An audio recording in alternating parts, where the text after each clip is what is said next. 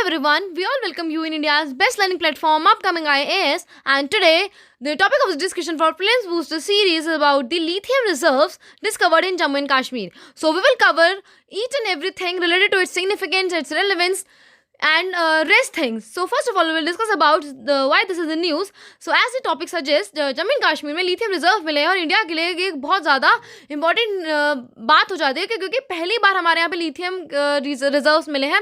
सो जो import dependency है वो काफ़ी हद तक अब रिड्यूस कर दी जाएगी क्योंकि जियोलॉजिकल सर्वे ऑफ इंडिया ने 5.9 मिलियन टन्स ऑफ लिथियम जो है वो जम्मू एंड कश्मीर के रियासी डिस्ट्रिक्ट से रिकवर किया है.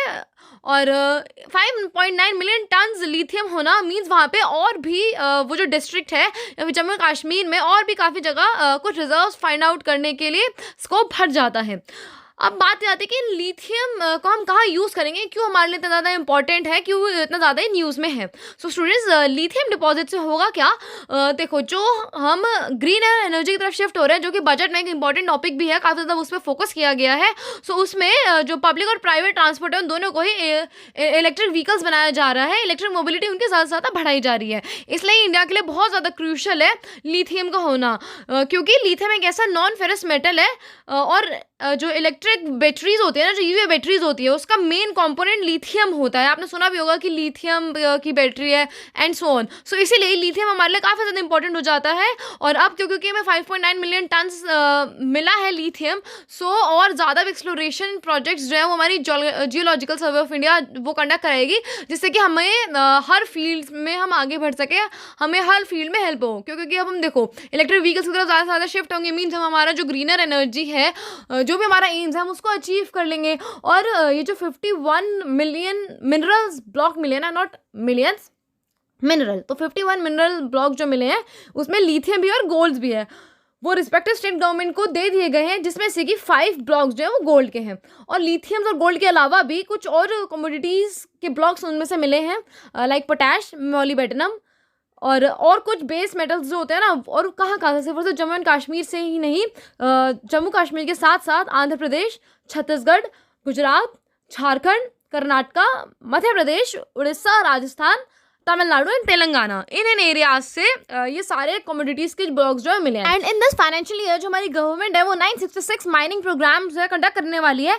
और इसमें से 318 ऐसे प्रोग्राम्स होंगे जिसमें मिनरल्स को एक्सप्लोर करना है. मिनरल्स एक्सप्लोरेशन प्रोजेक्ट्स होंगे कि अलग अलग स्टेट्स में से, अलग अलग डिस्ट्रिक्ट्स में से जहाँ से भी हमें मिनरल्स का एक्सप्लोरेशन हम कर सकते हैं हम करें क्योंकि अभी भी ज़्यादातर मिनरल्स के लिए इम्पोर्ट डिपेंडेंसी ही है हमारी.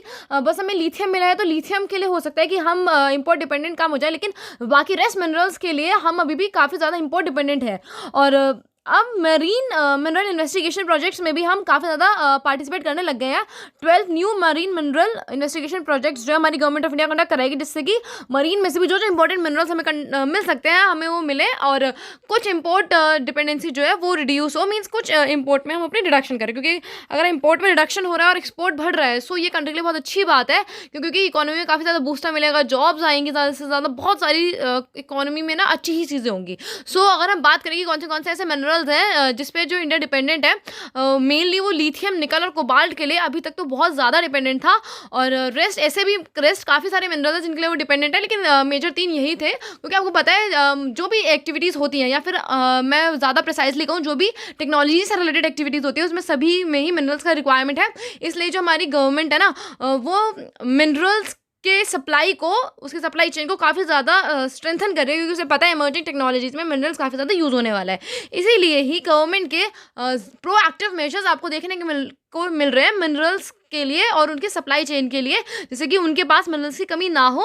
वो प्रोएक्टिवली इसमें पार्टिसिपेट कर रही है क्योंकि अभी हम देखो लिथियम कहाँ से लेते थे, ऑस्ट्रेलिया एंड अर्जेंटीना से लेते थे, इसीलिए ही वो उसको पहले से सिक्योर करके चल रही है. बेशक हमारे यहाँ पे 5.9 मिलियन टन्स में लिथियम मिला हो तब भी.